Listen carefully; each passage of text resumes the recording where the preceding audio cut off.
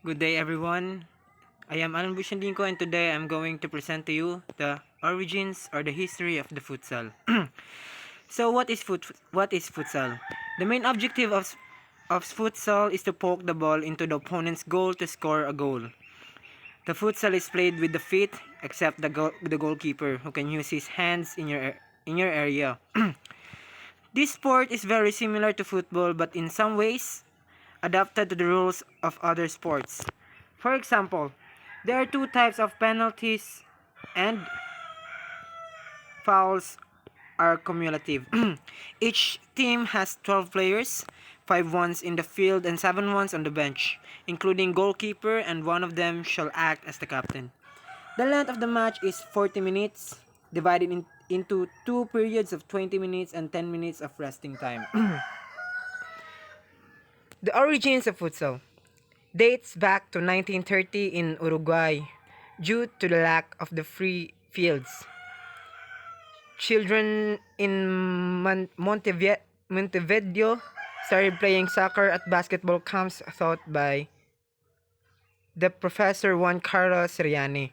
He drew with chalk the goalpost on the walls, but water polo's goals he used the rules of football, handball, basketball, and even water polo to create this new sport. The futsal caused a sensation in Uruguay and later it became famous in the rest of South America and was gradually extended to several parts of the world. Futsal arrived to Spain in the 70s, but there are different versions about the exact years. Some people it arrived in 1971 to Coruña. Others say this sport was introduced in 1972 in the YMCA Club of Madrid.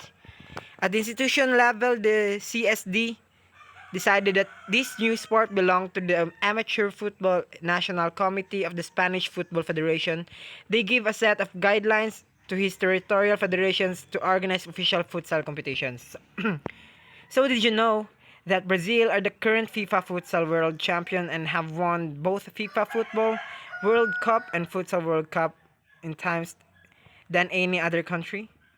So ito nga, Brazil nga yung World Cup champion ngayon. So the track of field futsal. The track consists of two lines of band and two goal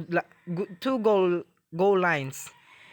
This form a rectangle. The length must be between 25 meters and 42 meters maximum. Width must be between 16 meters and 25 meters. When the match is international, the measures range is reduced. The length must be between 38 and 42 meters and width between 20 and 25 meters. Anyway, the track tend to have measures of 40 by 20 meters. On each side, there is a penalty area, which has the dimension of 6 meters from the goal line. This area is where the goalkeeper can use his hands. The double penalty is at 4 meters from the penalty area. So as you can see, this is the nakikita natin yung goal nila, yung field nila. So this is the futsal equipment. We have here the shirt, shoes, short, and also the knee pads, stockings, ganun. This playing kit is made up of football style jersey, short socks, and shin guards. For footwear, non-marking court shoes or specialist indoor football futsal shoes are used. They must have a plain and non-skid sole. The goalkeeper must wear a different colored shirt to the rest of the team and can wear long trousers to protect the legs. When diving, the goalkeeper will often wear knee and or elbow pads and goalkeeper gloves, either the standard football variety or specialist futsal gloves that leaves the fingertip exposed for easy ball handling. So the ball of futsal is smaller than the football's one.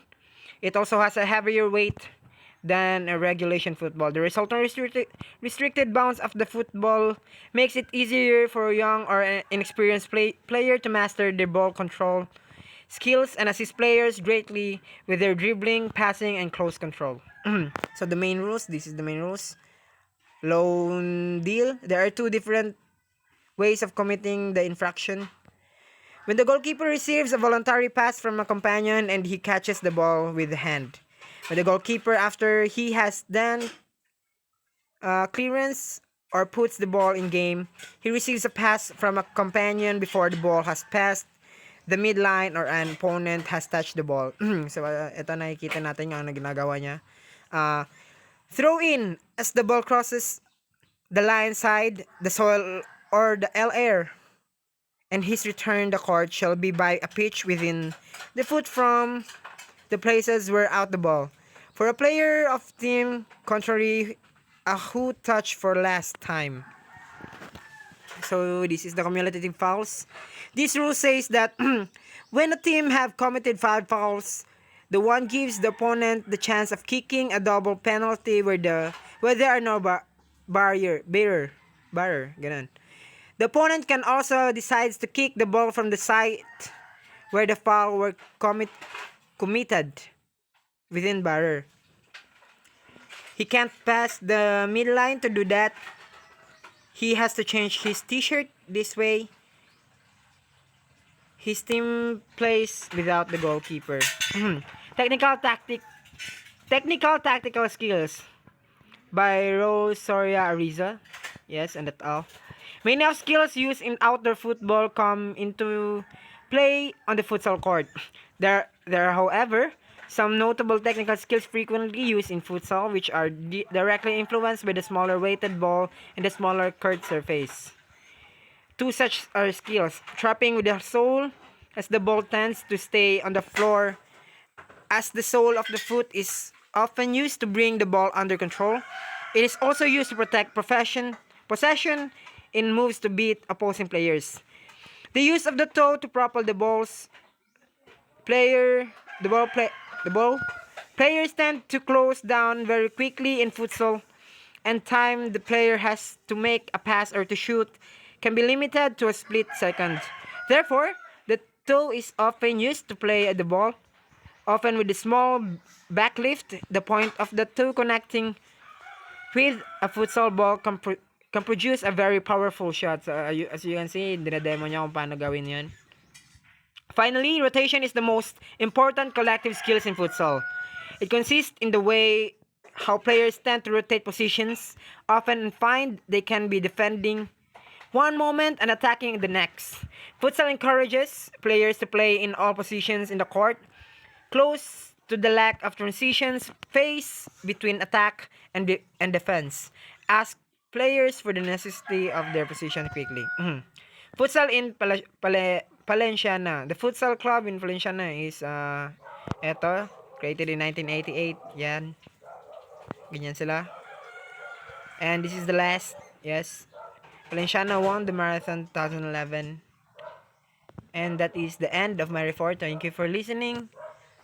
Hope you all understand well, and God bless.